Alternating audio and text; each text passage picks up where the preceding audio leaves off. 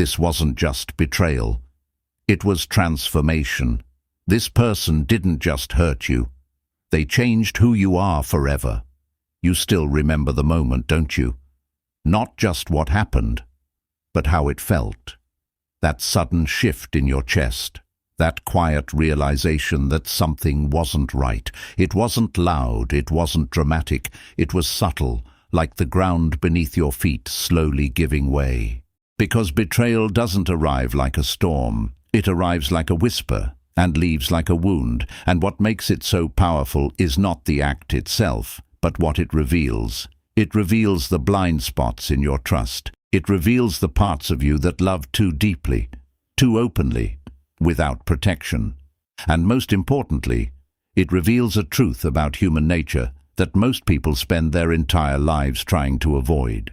You see, betrayal is not just something that happens to you. It's something that rewires how you see people, how you see love, and how you see yourself. As Carl Jung once said, knowing your own darkness is the best method for dealing with the darkness of others. And maybe, just maybe, this wasn't the end of something beautiful.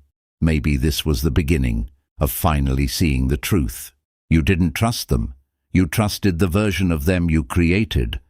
Before the betrayal, there was belief. You didn't question their words. You didn't analyze their actions. You simply felt safe.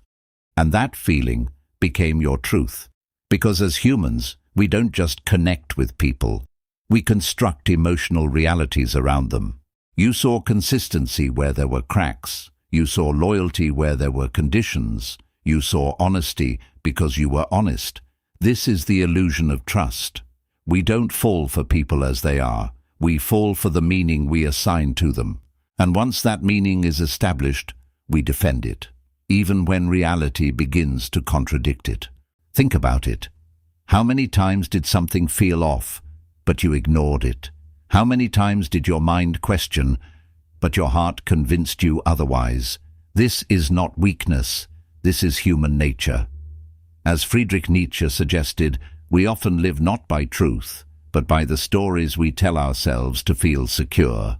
And betrayal is the moment those stories collapse. It's not just about what they did. It's about the realization that your perception was incomplete. But here's the lesson hidden inside this pain. Trust should never be built on assumption. It should be built on observation, because people don't reveal who they are through words.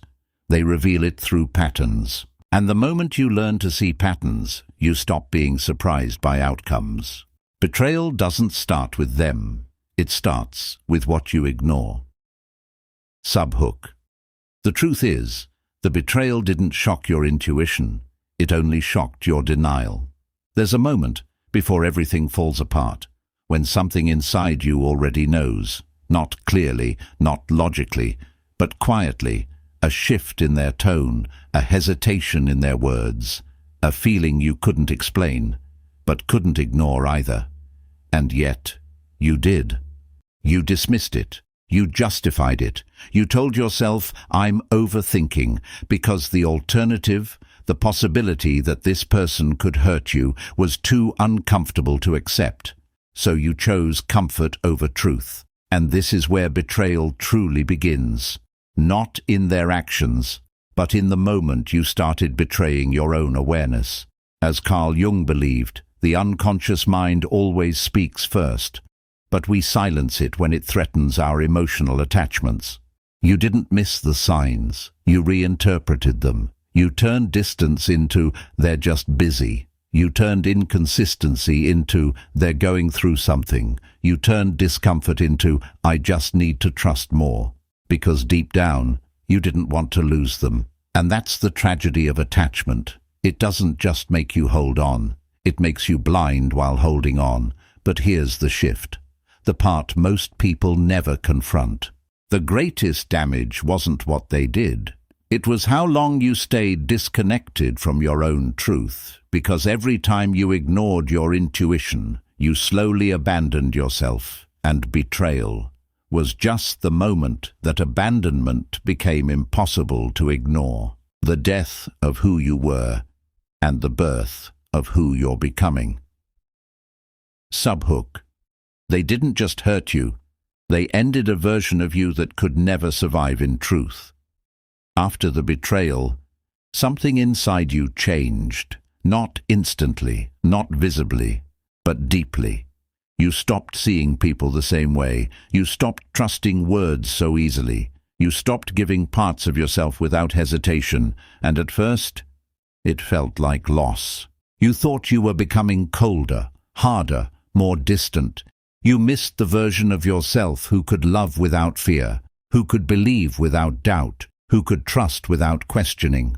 But what if that version of you was never meant to last? Because that version of you didn't know how to protect itself. Pain has a purpose, not to destroy you, but to evolve you.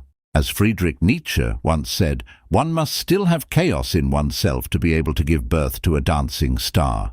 This chaos you feel, this confusion, this emotional storm, it's not the end of you. It's the breaking of illusions that were limiting you. Think about a forest fire.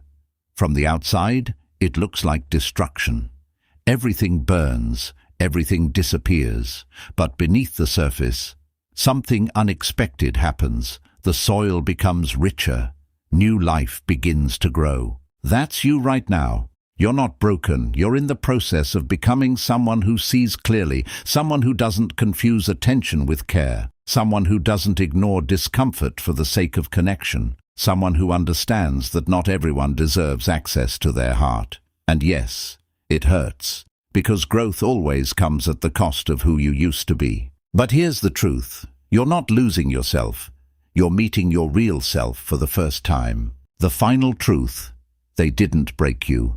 They revealed you. Subhook.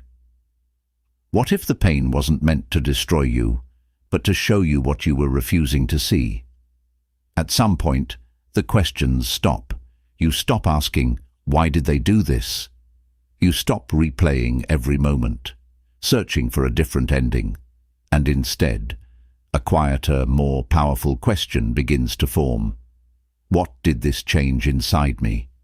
Because the truth is, closure doesn't come from understanding them. It comes from understanding yourself. You begin to see it clearly now. You see how much you gave, without asking for the same in return. You see how you stayed, even when something inside you was asking you to leave. You see how you tried to hold something together that was already falling apart. And for the first time, you don't feel anger. You feel awareness. As Marcus Aurelius wrote, the impediment to action advances action. What stands in the way becomes the way. This betrayal, this pain, it wasn't just an obstacle, it was the path, because without it, you would still be the same person, repeating the same patterns, trusting in the same way, ignoring the same signs. But now you see differently. You understand that not everyone who enters your life is meant to stay. Some people come, not to love you, but to wake you up. And the most powerful part of all this, you didn't lose your ability to love. You refined it. You didn't become cold. You became conscious. You didn't break. You transformed. As Buddha taught, nothing ever exists entirely alone. Everything is in relation to everything else. This pain was part of your becoming, so don't carry it as a wound. Carry it as wisdom. Take a moment and be honest with yourself. If this never happened, would you have ever changed? Would you have ever learned to protect your peace, to listen to your intuition, to value yourself at a deeper level? Or would you still be the same version of you, hoping, trusting, and slowly losing yourself? Maybe this wasn't the moment your story broke. Maybe this was the moment it truly began.